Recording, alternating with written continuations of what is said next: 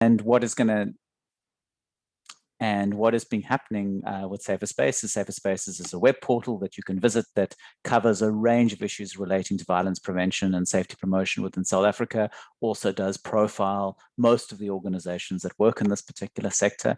And a key component of SaferSpaces work at the moment is towards the implementation of the white paper on safety and security, which was finalized in 2016. And of course, a key component of that paper looks at how do we prevent and reduce violence and crime. And a key component of that is alcohol. And alcohol, apologies, I should mute my phone. And a key component of promoting safety and reducing violence is looking at alcohol, because we know that alcohol is a key risk factor for both victimization and perpetration of violence. So today we have two speakers. We have Laurine Platzky and we have Chris Giles. So you've been sent out the invitation, which gives you bios on each. So both are speaking in their individual or personal capacity. Sorry, this is people not are speaking in their personal capacity. So Laurine has a background. She used to be part of the Western Cape Department of the Premier, where she led the writing of the Alcohol Harms Reduction White Paper. And she's a member of an advisory board of UCT Research Unit on Economics of Excisable Products and of the governing board of the Western Cape Liquor Authority. Chris Giles, who worked for many years for violence prevention through upgrading, focused on alcohol harms reduction. He's been looking at the kind of level around the kind of alcohol outlets and how do you reduce harms in that particular respect. So he's been doing some very interesting work around activation. He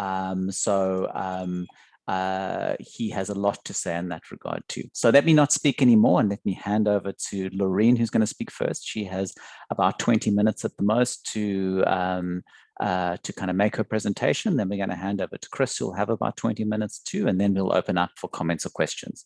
So over to you, Laurine. Very much, Guy, and good afternoon to everybody. Just a quick update on the CV. I'm no longer a member of the Western Cape Liquor Authority, but I was for 3 years until March this year. My background does encourage me to be short and sharp. I'm used to talking to politicians, and so I hope you don't take this as a miss if I have some PowerPoint points that I present to you, and I speak, I'm hoping, fairly directly to those points. So please do ask questions, and I'm very happy to have a debate afterwards. So without further ado, let me try and share the screen.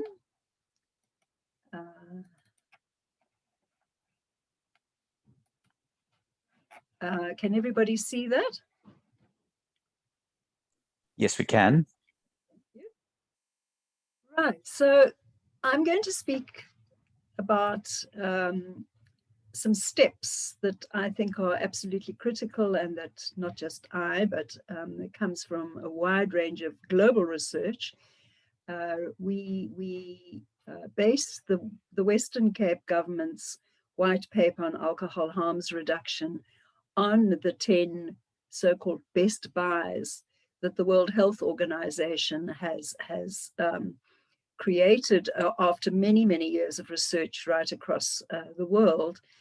And I think what's best to do in these difficult times of lockdown and how alcohol has been managed, shall I say, by government, it's quite important to emphasize the fact that while lockdowns and trade on alcohol has been quite a blunt instrument, it has had quite an impressive impact, but it certainly is not enough to deal with the huge problem that we have in particularly South African society.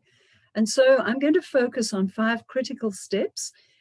These were put together last year when an open letter was written to the President Ramaphosa, in about June last year, looking at how alcohol could be better managed and could be legislated for to reduce harm. So the first point to be made is these are the the 10 best buys put out by the World Health Organization.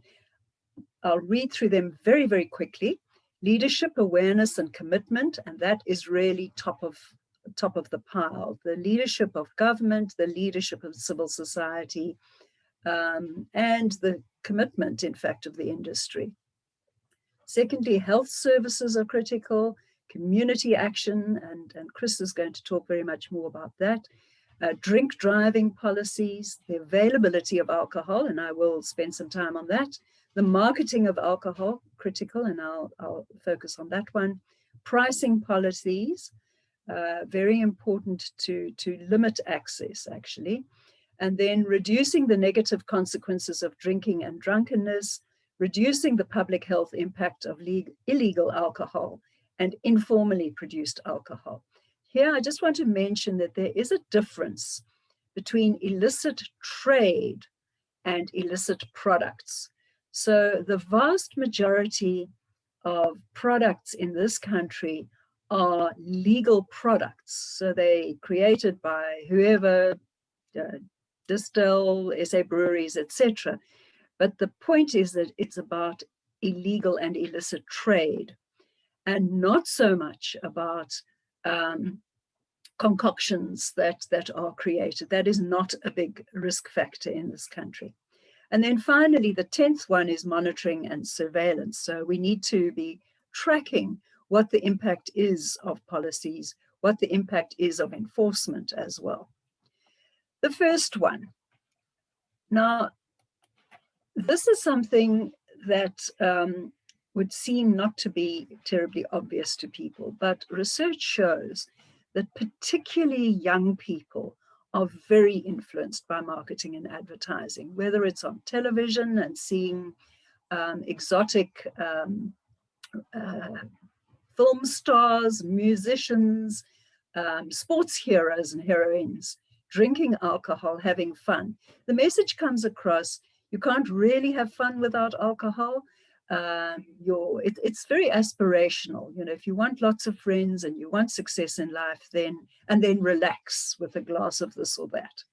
So there is a major link between how people, and particularly young people, respond to that kind of advertising and preparing them for a long career in drinking. So the white paper speaks about a ban on alcohol advertising, which is obviously a national competency, except at the site of sale. So the industry would argue that there are differences between this beer and that beer, this wine and that wine. And yes, those can be shown and exhibited at the actual point of sale where they are not visible to under 18s. And certainly not in a capacity, not in a way that has billboards around schools or stations or taxi ranks and that kind of thing.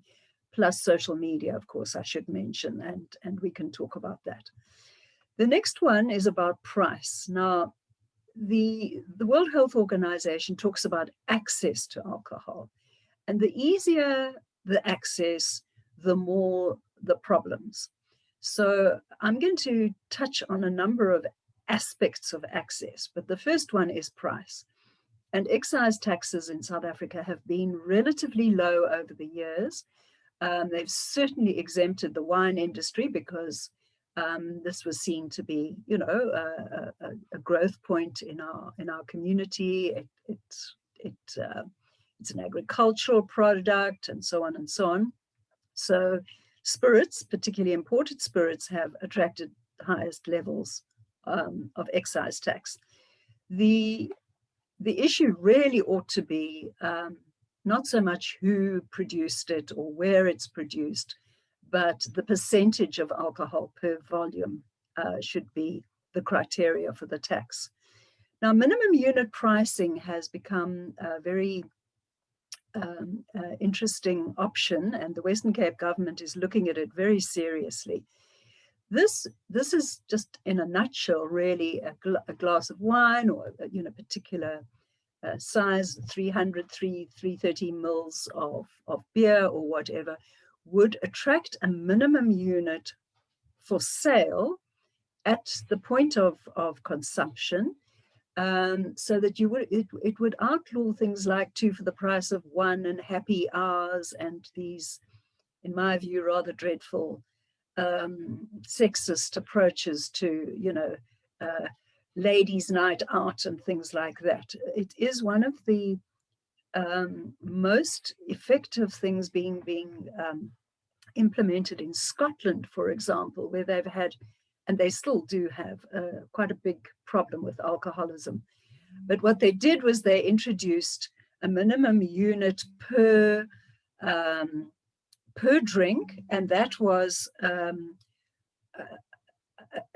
I would say, heavily opposed by the EU as anti-competitive behavior. There's all sorts of anti-positions on this, but they finally got it through.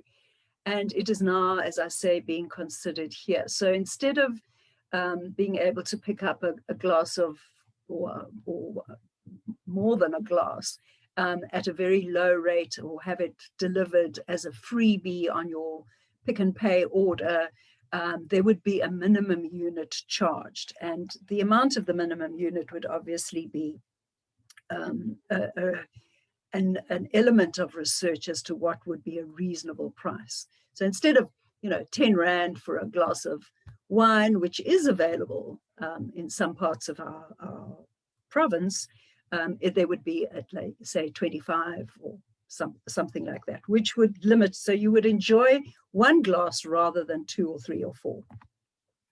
The next one is alcohol in the road.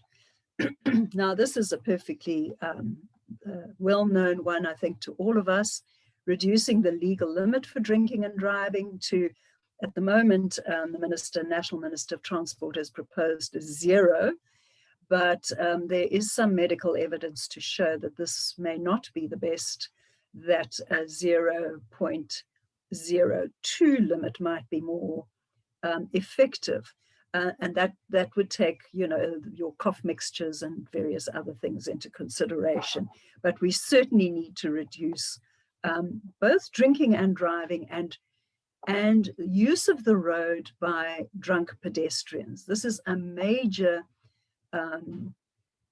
issue for fatalities on our roads, and driving in rural areas in particular, not only rural areas, but often on highways as well, where there's lighting is not particularly strong at night. Many people are killed on the road in that way. So drinking and driving, drinking and using the roads, that's a big one. The next one on reducing access is the availability. And that means, let's start with the density of outlets. And many people say, oh, well, look at Long Street and look at the waterfront. That's different from a residential area. That's different from having easily available alcohol all times of the day and night in your neighborhood. And I think one could ask anybody who's living in an informal settlement, or in many of the townships today, that's a particular problem. I think that our NIMBY members, not in my backyard, in the suburbs, are probably much less likely to agree to high densities of outlets. Observatory, as just an example from my days on the Western Cape Liquor Authority, it was a heavily contested area that many of the residents of Observatory, for example, feel that there are too many outlets per square kilometre there. Yes, an area like the waterfront and Long Street attract people from all over the place, but there is a much more readily available possibility of enforcing and having a safety and security approach to an area that is contained like that, rather than littered across residential areas. Now, trading hours, this is one of the most effective ways of limiting access to alcohol. And I think during lockdown, we've seen how effective it can be. By limiting the sort of 24/7 approach to the sale of alcohol, you can, and extensive research has been done globally as well as in South Africa on the impact of that. So you don't have to be a sort of terribly, well, let's put it another way. If you plan your purchase of your glass of your bottle of wine or your 6-pack of beers or whatever it is, you can manage this quite well. However, if you have a drinking problem, this becomes one of the easiest ways of feeding your problem, is just by being able to either call up and have it delivered, or online, or popping down to the shops, popping around the corner. That is one big problem there. The other thing is that limiting trading hours limits the harm. So I remember a couple of years ago, Stellenbosch University, one of the officials in the student affairs section said, "Oh, if only we could get the pubs closed by 2. Nothing good ever happens after 2. I mean, it's not only students who get drunk late at night, it's really those people who are beyond the ability to understand that they've had too much. And that's when closing hours becomes very important. And unfortunately, we've got excessively long hours, particularly in the Garden Route area. Places like Knysna have very long trading hours and a big alcohol problem. The other one is reducing the size of containers, and particularly containers that once opened cannot be closed. So a screw top bottle of wine maybe is not quite as dangerous as a liter of beer, which once opened cannot be closed. And so, you know, no one wants to waste anything, or such big containers are shared around, and besides it becoming a COVID problem, it's also a problem for binge drinkers. So the smaller the container, the better, and limitations on the size of containers would help to reduce excessive drinking. Laurine, you've got about 6 minutes left. Thank you. Now, increasing support. This is one that doesn't normally appear too much in the debated area. And I think everybody would agree that counseling and medically assisted treatment should be made more available for persons struggling with such a dependence. And that obviously depends on very much on state resources and the ability of the health sector and the social development sector to support. Now, this is pretty much my last slide. I just want to end by saying a few broad things. Now, there's no silver bullet to reducing alcohol harms. The whole idea about dealing with something as complex as an alcohol problem in society is that you need intervention at the state level. You need a well-regulated and a properly regulated industry, which goes all the way from the producers down to the end trade, to the restaurants, to the pubs, to the shebeens, be they legal or illegal, registered, licensed or unlicensed. And particularly that enforcement is very important. So, and then of course it is the individual, but it's really not an option to say drink responsibly. For many people, they are heavily influenced by what they see in and around the advertising, by the way their friends do or don't behave, etc. So for us in the days when we were working on the white paper, we would say it's not only consume responsibly, it's produce and trade responsibly. It's a whole value chain. So there is no silver bullet, and it's quite a complex business to shift the behavior of the industry and of the consumer and the trader. We are not proposing prohibition. Prohibition does not work. Let's not get into that debate. We are proposing proper regulation, and there's extensive research to show what that should be. We're asking for systemic interventions, not just this rather, as I say, the blunt instrument of the COVID lockdown. While it has assisted, and it's meant, you know, more beds in hospitals, in trauma units for COVID infected people rather than trauma from alcohol, it's not good enough to rely on that. We need these systemic interventions that I've mentioned earlier. And the drinking patterns must change. You know, our biggest problem in this country is binge and youth drinking. Only 31% of the adult population in South Africa drinks alcohol, which is incredible if you think about it. It's not a huge amount, but those who drink really, really heavily. And they drink in spurts. They drink on payday weekends, on Friday nights, on public holidays. And the youth problem is particularly noteworthy.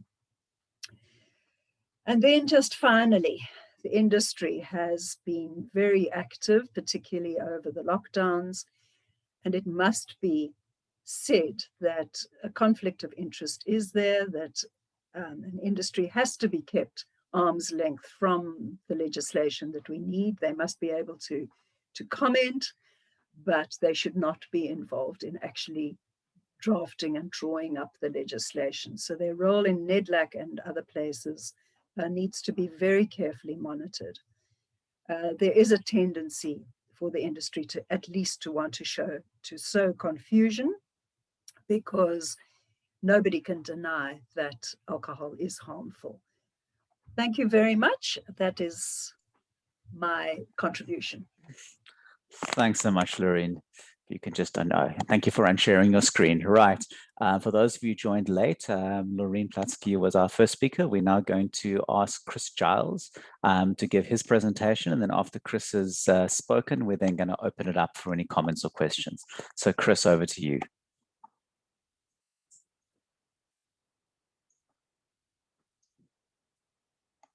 Give you an opportunity to get the share screen going, which sometimes takes a few seconds on Zoom. Okay, we can see your screen. You want to start your slideshow for us?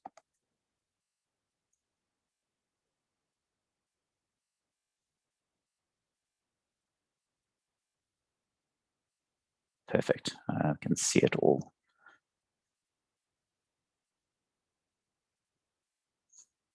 Chris, I'm not sure if you're muted, but we can't hear you.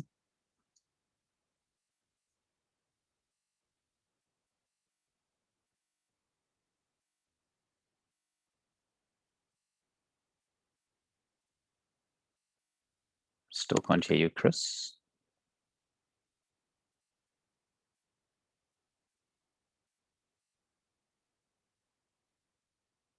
Lemise, can you just double check? I can't hear Chris. Can you hear Chris? No, Chris, I can't hear you. I can't hear Chris. Okay. Chris, do you want to unshare your screen and then we try and sort out your mute issue? Okay, see you as muted. Do you want to unmute yourself? There we go. Okay. There we go. You're unmuted. Sorry about the technicalities, guys. Not a problem.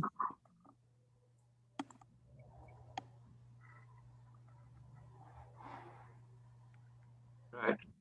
Here we go. Yep. There we go. It's back. So, okay, I just need to get on to.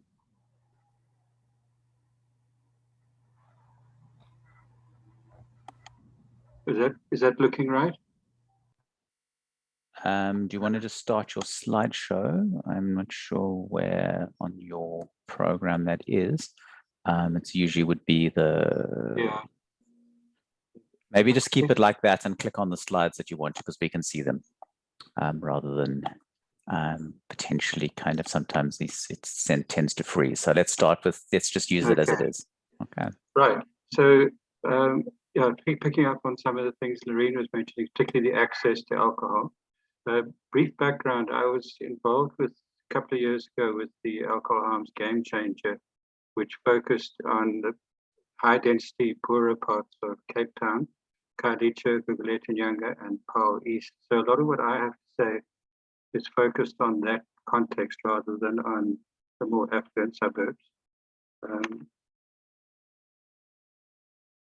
Laurine spoke about the recommended interventions being the reduction of availability, and there are three key elements to this, of which I'll speak to two. The one was to reduce the density of outlets, which is essentially reducing the number, and the other was reducing the trading hours. And I've looked in there, these are elements in a number of existing municipal policies, some of them dating back to as far as 2013. But I've not been able to get any feedback on progress with implementation in this. And this presentation is really to look at what are the obstacles to implementing the kind of change that everybody agrees needs to happen, and how might we deal with that.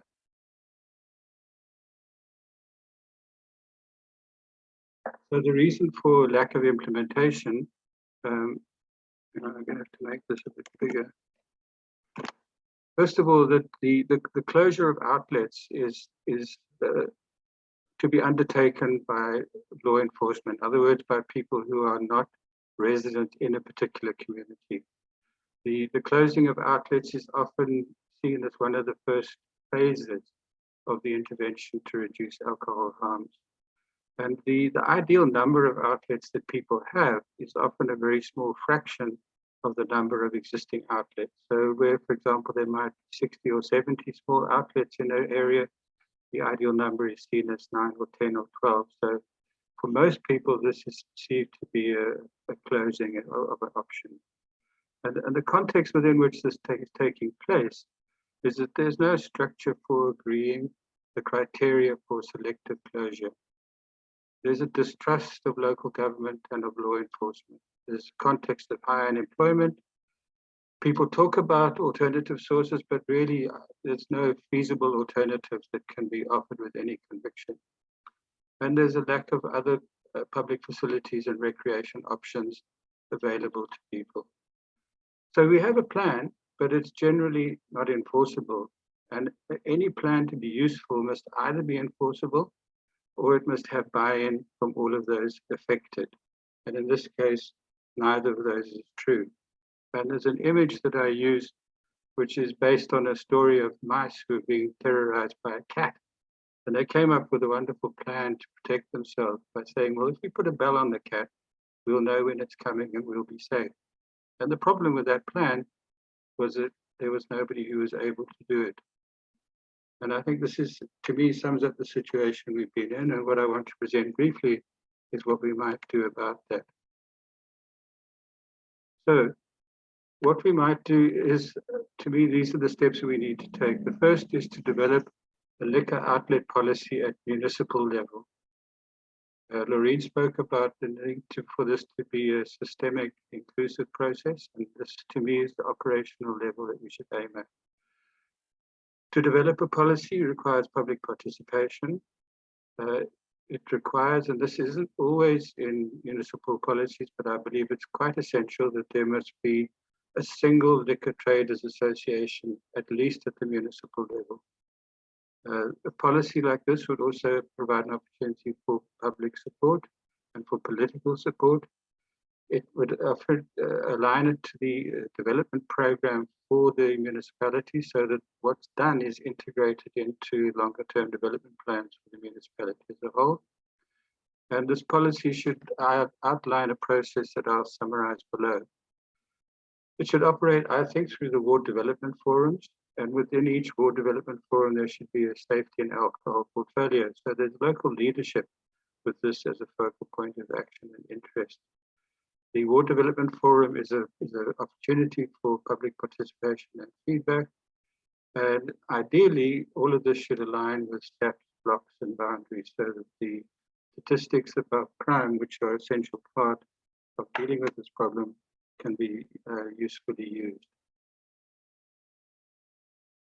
So the next step is to do an audit of all, in capital letters, existing outlets. So this approach starts by engaging every single outlet and by not closing any. And that is absolutely crucial to get the buy-in if you don't want to end up with the cat and the mouse situation. The formation of a liquor traders association, as I said, is also essential. And the pressures on this organization are going to be severe. So it needs to be offered some organizational development training, some support. And once this is done, and you'll see just below, there's quite a lot of requirements on the Liquor Traders Association. The proposal is that every single outlet that was identified in the audit would get a 1-year provisional license. The Liquor Traders Association would have to undertake that no new outlets would be allowed to open. It would have to agree to support the closure of non-compliant and non-participant outlets. And it will have to deal with the very tricky issue of vested interest and conflicts of interest, because liquor traders will be required to participate and support the closure of outlets that are either related or they like or that they don't like. So that's a very difficult part of this proposal, but it's essential to get it right. The trading outlets licenses that I'm speaking of would be under agreed terms, and some of this you'll see refers back to what Laurine was referring to. So the trading hours would be specified. There'd be no trading to people under 18. And something that I believe is critical is that the outlets would be required to make some small payment to the Neighbourhood Watch to sustain them, and would be required to collaborate with the Neighbourhood Watch. There would be a Neighbourhood Watch member assigned to every single outlet, and their role there is to accompany intoxicated people home, to report problems, particularly with lighting, but not to get involved in the prevention of violence or crime, because that just exposes them to too much risk. Every outlet owner on this space would have an app on a phone at which they record the daily opening time and the daily closing time. And that's to start very simple, and you'll see why those two bits of information are critical to determine who's seen to be compliant and who's not compliant. The Liquor Authority would have to assign at least one inspector to every active municipality in this process. And that inspector would undertake random visits to outlets. And the randomness is crucial, because with a very few inspectors, if you behave generally randomly, you can have a major impact. They would ascertain whether the outlet was open or closed. And if this tallies with the reported opening and closing times by the owner, that is the measure of compliance. They would also check on the age of patrons, presence of Neighbourhood Watch members, and could collect any other research information as would be agreed. All parties to this would agree on a target for the reduction in specified crimes, reduction in pedestrian injury, an increase in the use of social and health services, increase in recreation and cultural activities, and targets for the establishment of new businesses. And you'll see why it's important for this to be part of the agreement, because it's on that basis that funding is directed to a municipality, and it's based on the percentage of the cost saved. The money that is then allocated would have to be ring-fenced at ward level within the IDP budget, and it's through the ward forum that projects would be proposed. Projects that are targeting the most vulnerable groups, and again, you can see this picks up with what Laurine was saying. The binge drinkers, the youth, the dependent drinkers, those projects take priority. And a proportion of the funds would be allocated to the upgrading of participating outlets. So that over time you could install toilets, you could improve lighting, improve hygiene, and so on. The outlets would need to match or contribute to this, but it would be a way of improving the business infrastructure and activity. The outlets that comply with the trading standards have licenses renewed for another year. Outlets that do not, and as an objective measure of compliance, as I spoke to above, are closed down. And that's where the Liquor Traders Association has to work in collaboration with law enforcement. And then the trading standards which are raised would be agreed for the years following. So over time, the standards that would people would like to see in terms of the location and number of outlets would be reached, but it's a gradual process. The role of the Liquor Authority is to act as a convener of all parties, to host a learning and research or impact monitoring team, to manage public communication, to guide the incremental improvement in trading standards, and also on the basis of research to guide in terms of the most beneficial density and location of outlets. Plenty of challenges. The first one is as people who know, try to develop partnerships. Genuine partnership and mutual accountability is spoken about, seldom seen. There's all sorts of regulations and laws that this goes against: zoning, planning, building, ownership, etc., etc., etc.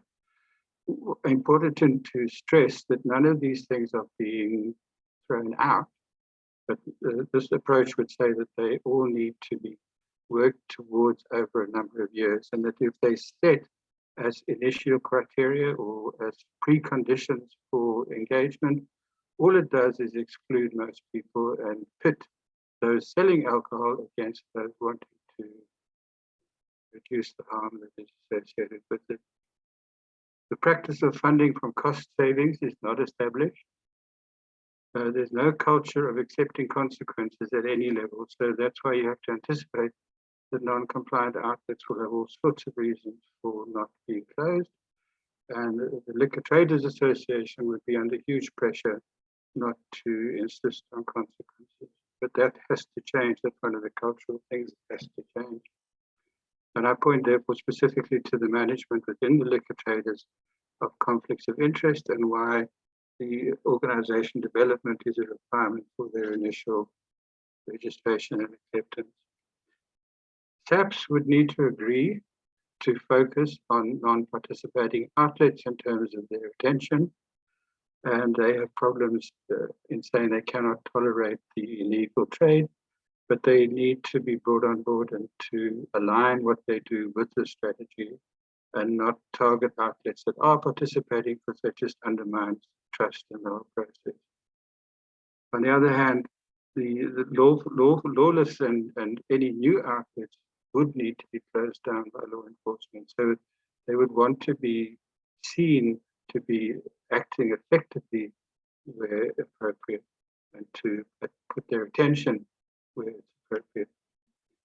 The process would require, again, as Laurine mentioned, consistent and enduring political support.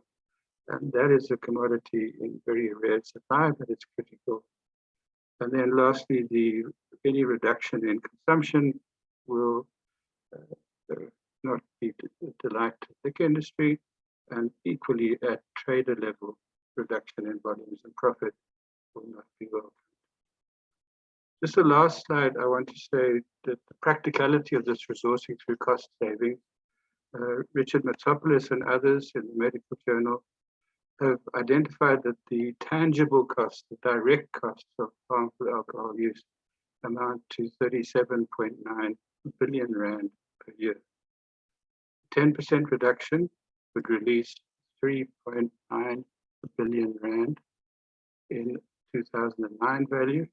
And if there are every single municipality is involved, this is an amount of 24.5 million rand per year per municipality if 10% reduction is achieved. So this whole process is based on setting targets with the community that when achieved will bring consistent resources so that this sort of change can be financed and motivated without additional funding.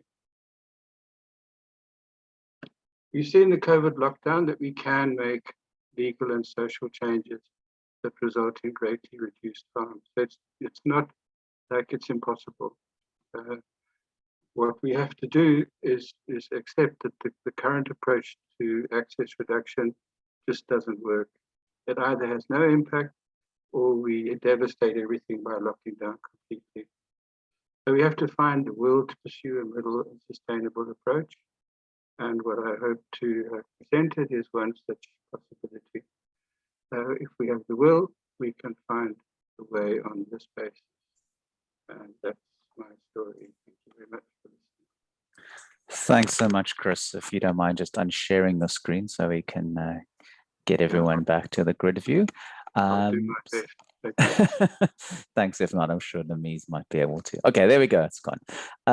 Great. We've had a number of people who've joined us as well during the process of our presentations. For those who joined late, we are recording this, as you can see, and it will be uploaded to SaferSpaces, so you'll be able to view it there at a later stage.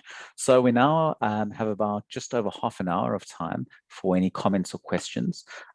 So if it's okay with the speakers, if there are a number of questions, we'll just collect those questions and comments and then hand over to you to respond. But if there's only one question, then we'll take one at a time. So for those of you who want to ask a question or make a comment, if you can please raise your hand, use the raise hand function.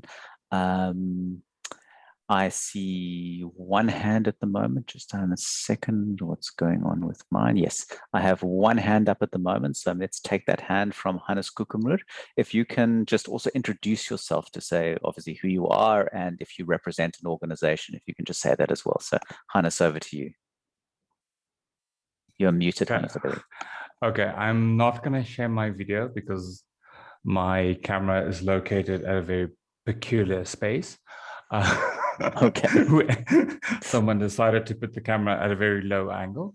I'm Hannes Kukumur. I am a criminologist / violence researcher in correctional context. So I work in prison, a very odd space. But one of the things that I, listening to both presentations, one of the questions that I have is the link between regulating the access to alcohol and the emergence of illicit markets. You know, I've seen in prison, to make alcohol is quite easy. It's literally apples and water, and you can have alcohol in a few days. How will the policies also try to prevent, regulate, or curb home production and regulate kind of an illicit market like the bootleggers of back then? You know, that we don't have a bootleggers appear in South Africa. I know it's all in lockdown. A lot of people learn how to make beer. Some very successful, some failed horribly. But there is a risk factor to that as well, because making alcohol can be alcohol or between alcohol and methanol, which is poisonous. So depending with, it is a tricky chemistry balance. I'm just wondering, have the two speakers looked at that? Because I know legislation allows for something like home brewing of 50 liters or something. So I'm not exactly sure about the quantities. I'm just curious. That's my question. Thanks so much, Hannes. I don't see any other hands at the moment. So maybe if I can ask Laurine, if you can start the response, and Chris, then you come in if there's anything you'd like to add. So Laurine, over to you. Thanks for the question, Hannes. Yeah, obviously prison is a very particular environment, and most of the policy and legislation is not really on alcohol, is not really angled in that particular sphere. What I will say is that South Africa is actually quite a sophisticated market. And, years ago, I think it was about 2015, when I started working on the white paper, we actually had a very good interaction. We didn't agree on much with SA breweries. And one of the things they said was that they had no fear that the illicit products, not illicit trading, they, I think would even admit that most of their product is traded through the unlicensed market.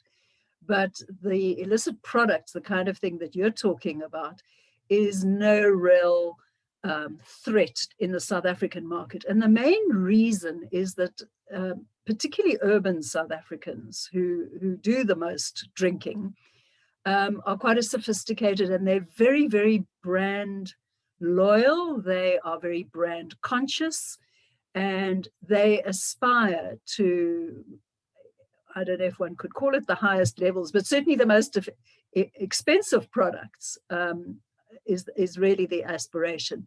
And drinking all sorts of concoctions is not on for the vast majority of South Africans. So I would say just a comment is that, although I haven't seen any research on this, is that during lockdown, you know, and I remember going to my local sort of fruit and veg and seeing the price of pineapples went up for a month or so, and then it went back to normal. And you know, it's not really, it's not a big threat. The last thing there is that the Liquor Products Act is very strict on what can go into alcohol that is produced for purchase. So, you know, you will every now and then find, a ghastly story about people who drank a concoction, usually in a remote rural area. But when it comes to sales and distribution, it is quite strictly regulated. So, I mean, I guess prisons are different. I'm afraid I can't answer on that one. Sorry, I was muted. Thanks, Laurine. Chris, would you like to comment on this? You're muted, Chris.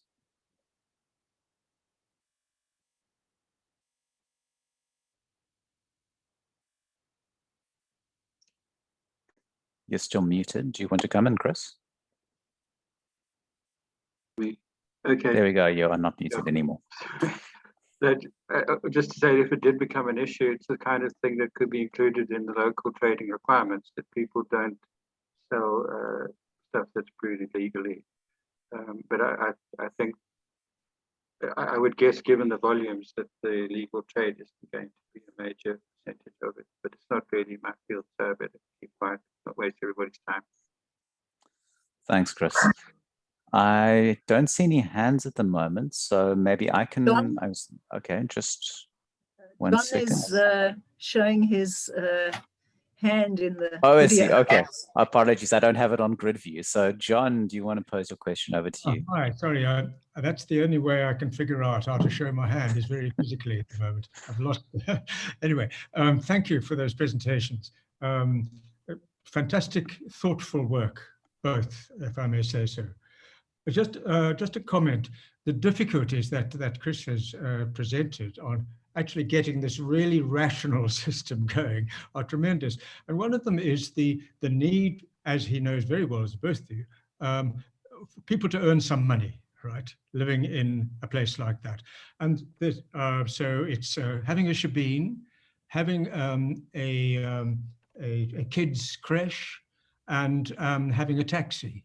And all three of those are unregulated at that level, and very difficult to get through to a point where that regulation has been formalized and then as well enforced. So I just want to point out that when we were working in Zwellatembe with peace committees in around about like 2000, the Zwellatembe Peace Committee had the idea that they would choose a sector and they would identify all the shebeens in that particular sector. And I remember there were 17 of them. And the idea was that they would develop a code of good practice together with the shebeens. And they did.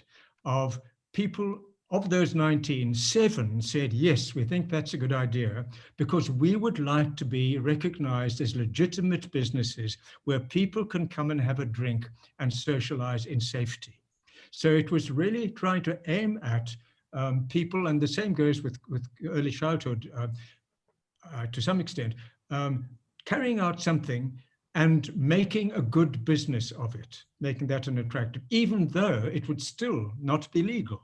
But it's the first step in establishing an alternative culture of drinking in those kinds of circumstances, that you say, we commit ourselves, no weapons, no under 18, no loud arguments.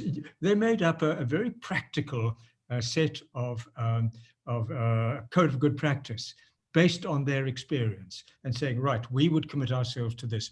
Unfortunately, neither we nor they had the capacity to follow it through, but it seemed like a good starting point, at least, to get the idea of a different culture going in practice at that ground level. I don't know what to think of that. Thanks, John. There are a few people who have hands up, and there's a comment in the chat as well. So I'm going to take the comments and questions, and then I'm going to give it back to Laurine and to Chris to respond. Laurine, if you can just, and Chris, just also have a look. There's a comment from, it's actually a question from Jeremy Seekings at the Center for Social Science Research in the chat, which just asks questions about the social benefits of trading in alcohol. If you can just, it's open to everyone, so you can all read it, but there is a question there specifically around binge drinking and moderate drinking and social impact and social aspects of it. But I have two hands. So I see Sean Mavundla, your hand is up. So if I can hand over to you, if you can just introduce yourself and then ask your question or make your comment. Thank you. Hi, everyone. I'm Sean Mavundla. I'm a master's student studying philosophy. I just wanted to make one quick point and then a question. Firstly, I'd like to thank the panelists for their very insightful presentations. And I just want to pick up on, I think it was Haynes' question about curbing the home brewing of alcohol because of a variety of reasons, such as poisoning that he mentioned. And also a point that I think it was Laurine that she made about during lockdown, the price of pineapple increasing, which one can reasonably conclude from that is that people were actually making alcohol from the pineapple. So I think my question is around, while I hear the very important points that were raised by, I think it's Haynes, forgive me if I mispronounce your name, and Laurine about trying to curb the production and consumption of alcohol at home. But how do we then balance that kind of concern with actually respecting people's right to privacy? And where I'm actually coming from is in light of a decision that was made by the High Court in terms of cannabis, where it actually allowed people to grow cannabis in their homes and to smoke cannabis in their homes. So that's my question. How do we then try and sort of like balance these competing interests, so to say? Thank you very much. Thanks, Sean. Next on the list, I've got Asha George. Asha, over to you. Thank you very much. It's been a fascinating webinar, and I've really enjoyed the presentations. I might have missed this in the presentation, and I'm from the School of Public Health at the University of the Western Cape. I wanted to get a sense from the second presenter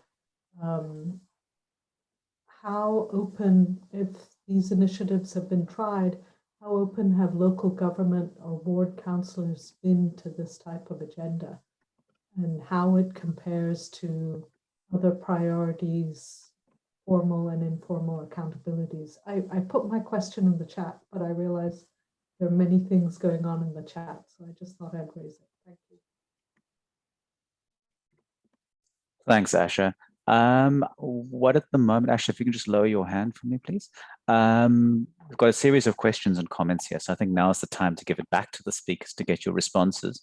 So Laurine, can I hand back to you, and then when you're done, Chris again. So Laurine, over to you. Thanks, Guy, and thanks for the questions. Just a general point first. I did say very clearly that we are not talking about prohibition. We are talking about alcohol harms reduction. And I mentioned a number of interventions that are possible. So just, I'll pick one, Jeremy, I think, you know, this is not about driving binge drinking underground or anything like that. What one is trying to do is to limit the harmful consumption. So, and I think you would agree with that. I mean, we're not trying to stop moderate drinkers. I mean, many of the health-driven arguments are that alcohol is a cause of cancer. It's, you know, it's undisputed. So, you know, but that would be your choice, Sean, whether you wanted to drink it or not. The point is about excessive drinking. Firstly, it's the impact on gender-based violence in the home is proven. There is no doubt about that, that aggression, violence, and if you look at the figures, and I'm trying to think of the references now, so I don't want to put my foot in it, but the references show that most murders that happen on a weekend happen between people who know each other. And they generally happen within 50 meters of an unlicensed outlet. So what we're talking about is reducing harms, and you can reduce harms in a number of ways. You can reduce the trading hours. That's not impacting on anyone's rights. It's in fact helping to reduce the harms. We're not saying don't purchase it. We're saying purchase it between X and Y. Reducing the outlets, the number of outlets, the density of outlets, ensuring that the legislation that we even currently have of no under 18s being served with alcohol, these would all limit the harm. And the price, of course, if we're looking, this is a market economy. The higher the price, presumably the lower the consumption. Now, we're not talking about outrageous pricing either. If you're talking about minimum unit pricing, you're saying instead of, you know, a cup of cheap wine that gets sold at a taxi rank for 5 Rand, charge 10 Rand, and then maybe people will drink a little bit less. So those are all the interventions, and it's not about impacting on anyone's private decision. It's about impacting on a societal problem that we have. Asha, I think Chris probably would be better to answer your question, and so I'll leave that to him. Yeah, maybe I've just tried to cover a few of them, and I'll look in the chat to see what next I can cover. Thanks, Laurine. I see Sean has responded in the comments in the chat, so if you want to have a look at that. Chris, if you want to come in here. Hi, can you hear me? Yes, I can. Okay, yeah. John, I absolutely agree that the sort of thing the peace committees were doing, what it shows to me is that that kind of approach makes sense on the ground, and that people are willing to work with it. We were very surprised at how keen Shebeen owners, generally speaking, were to participate, and their desire to improve their reputation and their function within the community. The big problem with it being a local initiative, as you said, it runs out of resources. The other big problem we've come across is that the police are on their own strategy, and it sometimes seems almost deliberately target outlets that are participating, and then the trust breaks down and people say, well, if there's no kind of protection recognition, then why should we make these sacrifices? So that's why it has to be at the institutional level. Toby, I think Laurine has responded to some of your issues.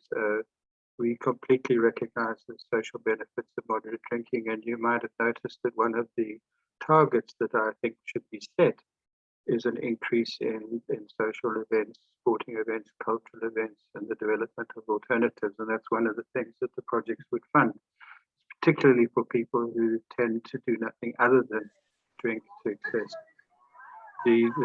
Nobody's proposing massive regulation, and the costs are to be met from price savings. So it's not costly or a massive business.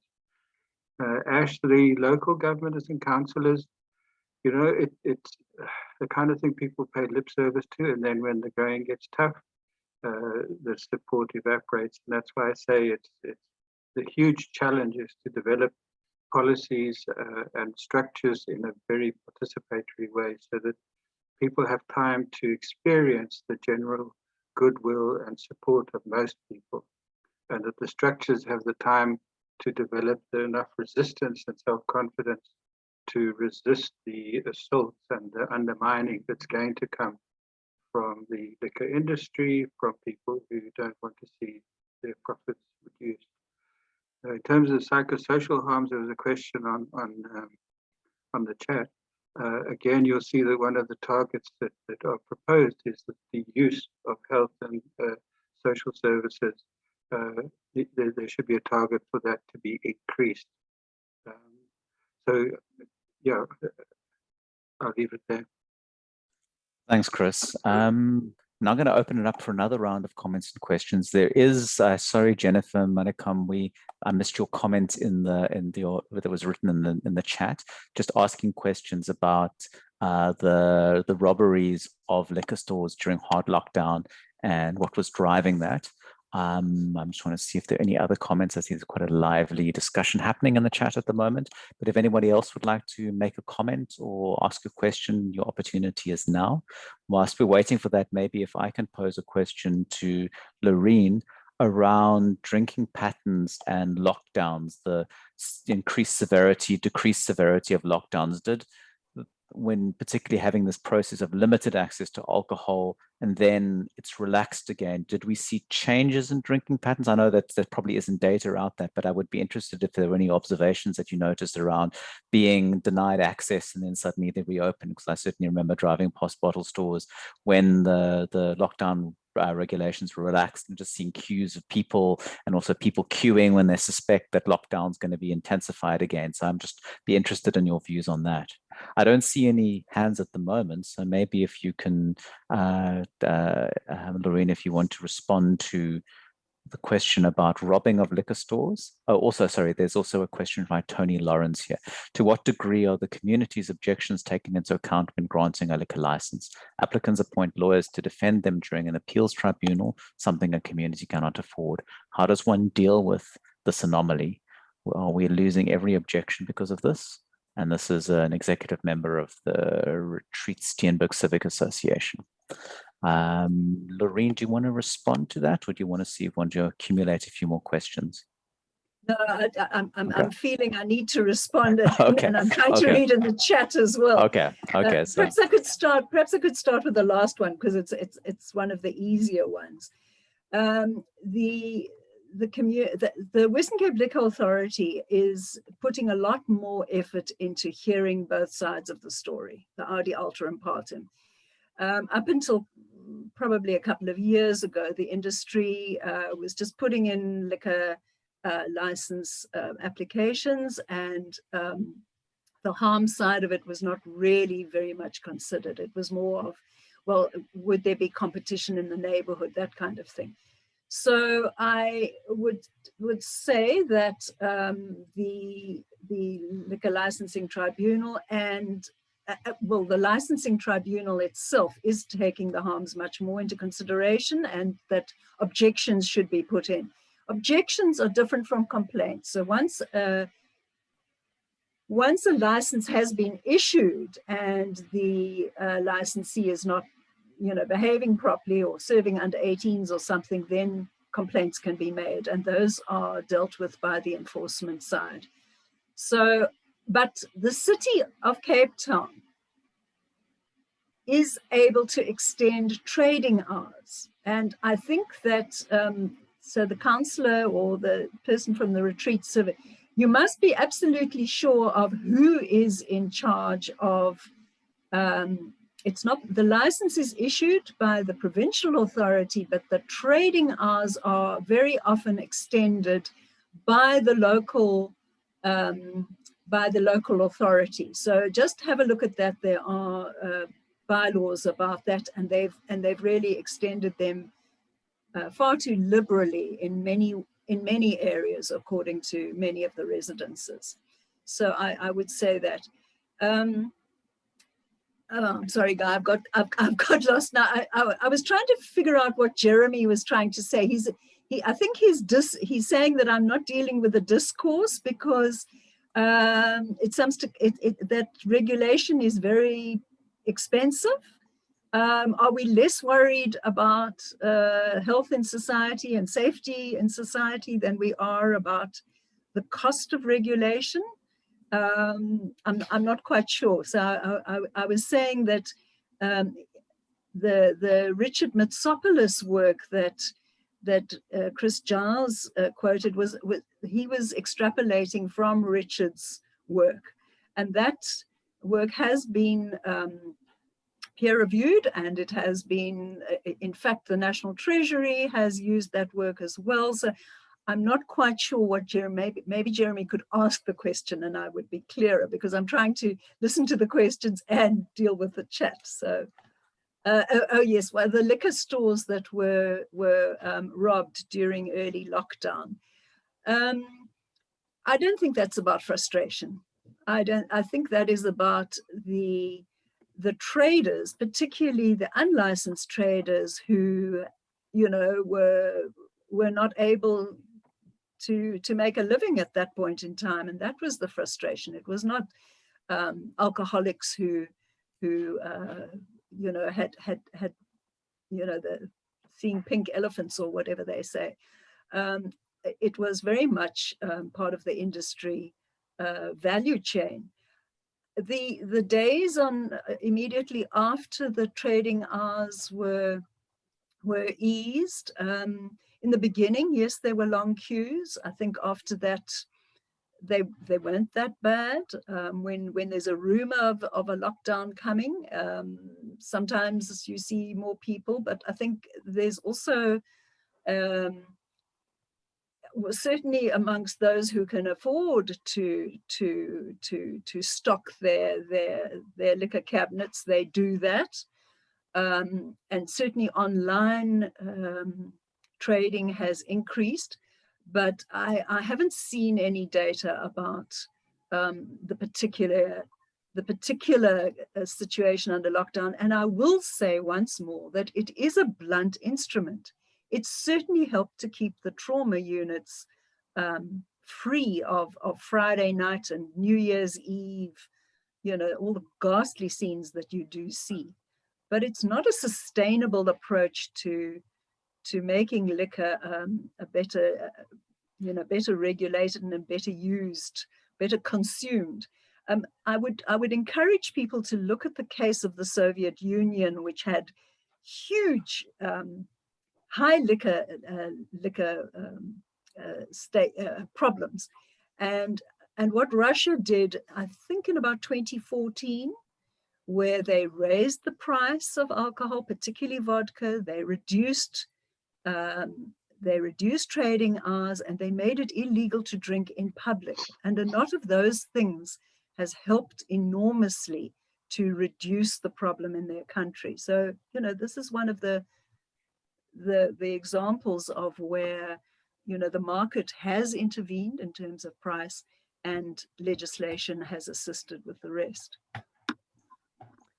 Thanks, Laurine. I just want to come in here because I see Jeremy has raised a few questions in the chat. Jeremy, do you want to elaborate on those at all? Or you want to raise them, bring them into kind of the conversation, or do you want to keep them in the chat? I can elaborate. So Guy, some people here will recall that we had a conference, a workshop in Savvy about 10 years ago on alcohol and society. And we just put out a call for papers, and we had lots of social scientists who brought papers, which, somewhat to my surprise, documented extensively the social benefits of moderate drinking. And in fact, Richard boycotted the workshop because he didn't think that this was an appropriate thing to discuss. So, you know, I think we need to be quite careful about precisely what kind of a hammer we use to crack this nut.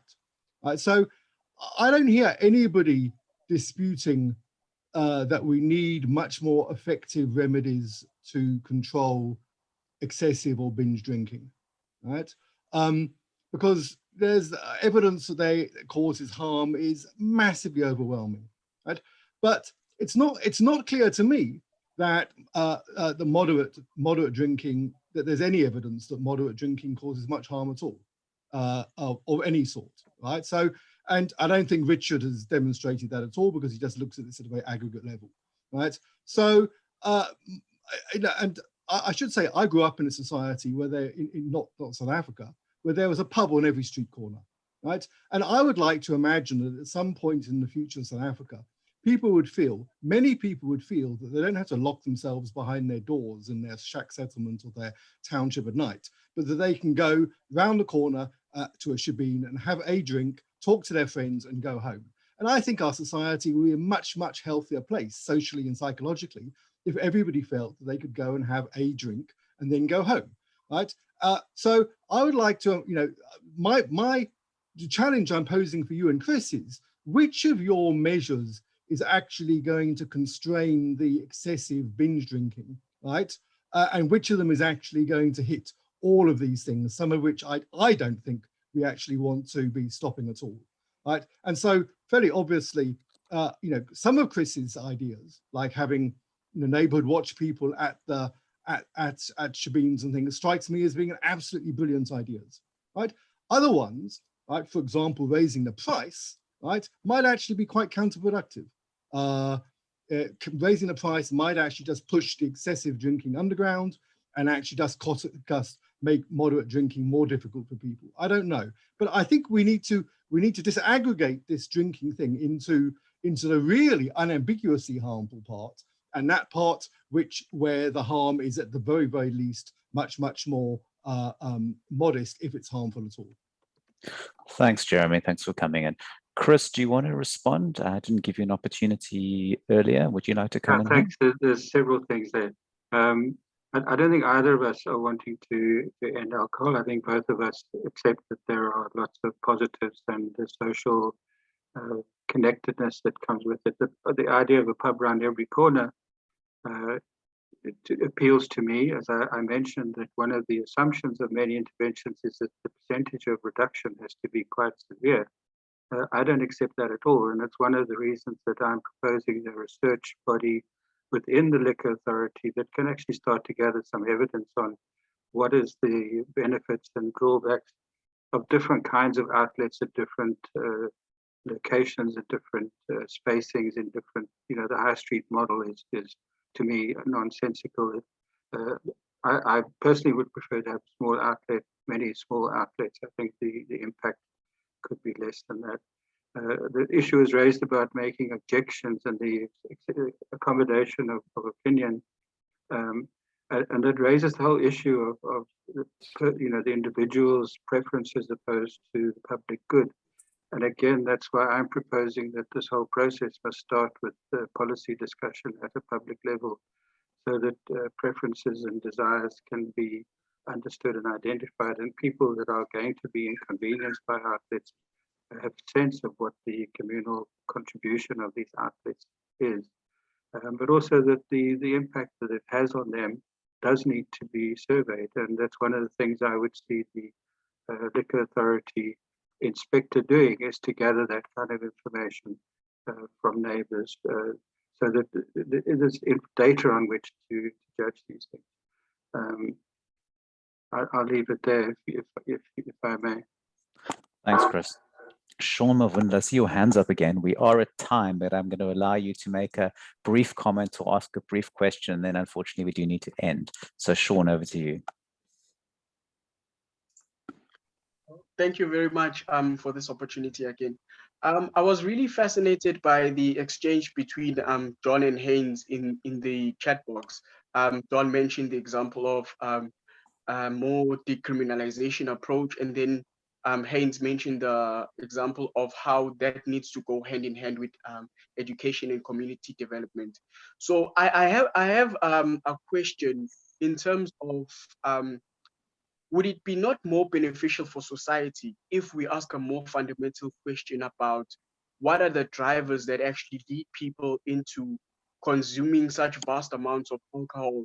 Because if you look at the stats, South Africa ranks amongst the top 10 countries in the world that actually consume alcohol.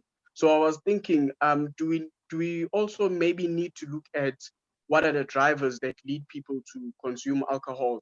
And sort of my quick suspicion is that if we ask that question, maybe one of the answers that we'll get is that people drink alcohol and sometimes even abuse drugs because of the dire state of our economy, the increasing levels of unemployment, inequality, and poverty. So I was thinking maybe if we also target those factors, would it not lead to a drastic reduction in the consumption of alcohol? Thanks. Thanks, Sean. Laurine, do you want to jump in there as the final word, and then we'll need to wrap up? I wish I could agree with you. I think that's obviously poverty and frustration and unemployment and all these things are the fertile breeding grounds. But do you know how many billions are spent by the alcohol industry in promoting their product? You know, how it's cool, how it's good, it's success, you have friends, you know, all the good things in life will come to you. And those are the most vulnerable people who, you know, want to feel good, not just about themselves, but about their families and their communities. And so, you know, you buy the product and in the hopes that that will happen, and then you end up drowning your sorrows and maybe beating up your family and, you know, all that sort of thing. So it is not a silver bullet.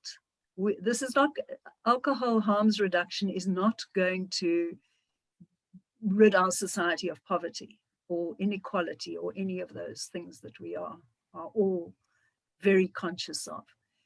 But it can help you stay sober enough to get a job on Monday and not have to, you know, to be productive when you're working, and, you know, and to be decent, you know, with your family and your friends and so on. So I just want to say that this is not just about education, and, you know, if we educate people better, then they will understand. There's a systematic onslaught. And let me just quote figures, not my making up.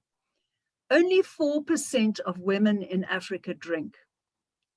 And so the market, the global, you know, the big guys, you know who they are, Anheuser-Busch and Heineken and these people, target African women for drinking, for increasing their market. And because, you know, so few of them do drink. So we have got a really major issue on our hands. It's not just something that you can, and you can't treat it as simply as you can, you know, another substance, because it is a legal substance, okay? It's a legal product that may be sold illegally. And yes, and many people have referred to the fact that this is, you know, it's one of the easiest ways. You don't need skills, you don't need much money. The industry will actually supply you with the fridges and credit and all that to sell illegally. They wouldn't, of course, you know, admit to that anymore, but that's what has been happening for many years. So it's one of those, you know, taxis and taverns and even early childhood development ECD options in a township to make a bit of money. But as one of my colleagues said, you know, when you need to put food on the table and you sell alcohol, you're taking it off other people's tables. And it's a lovely idea, Jeremy, to have a pub on every corner. But those pubs, you know, in our circumstances should be licensed. They should be, you know, regulated in the sense that they protect people. It's fine to have the pubs there, but they need to be abiding by at least some kind of framework, the kinds of things that Chris has spoken about. And that's about trading hours, and it's about making sure that there are proper toilets, and that the shebeen doesn't, you know, isn't a lean-to into the children's bedroom, and all kinds of things where we have such terrible societal problems that are exacerbated by alcohol, if not caused by. So I'm sorry I couldn't answer everything, but I'm very happy. I'll put my email in the chat so that anybody who would like to engage, and I have invited those who are complaining about the tribunal and so on, I would like to pick up some of those without going into detail now. But I'm so pleased we've had such a an excellent debate, and there is so much concern about the topic. So thank you for the opportunity. Thanks so much, Laurine, and also thanks so much to Chris for making the time. We're over time, but I think the important thing is this is a very robust, interesting conversation that has so many different angles to it. So it's very much, I think there's a need for more debate and more conversation about this around where we need to scrutinize different aspects of it, what's working, what's not working, disaggregated approaches versus aggregated approaches, kind of critically evaluating studies. So there's so much out there for this conversation to go forward. So I'm kind of glad we were able to continue it on SaferSpaces, and hopefully it can take place in other forum as well. So thank you so much to Laurine and Chris for making the time to present to us and giving us a lot of food for thought, and hopefully not driving us to drink. And to everyone else, thank you so much for making the time, and to GIZ who fund SaferSpaces and allow us to have these webinars, and also to the Civilian Secretariat for Police, who are the key government partner on this, and their support is so essential going forward. So thanks to everyone. We're going to end this now, and everyone have a wonderful Friday afternoon and a weekend, and we'll hopefully see you back at another SaferSpaces event. Bye-bye, everyone. Thanks, everybody. Bye-bye. Keep well, keep safe. Bye-bye. Hi, thank you. Bye. Thank you. Bye.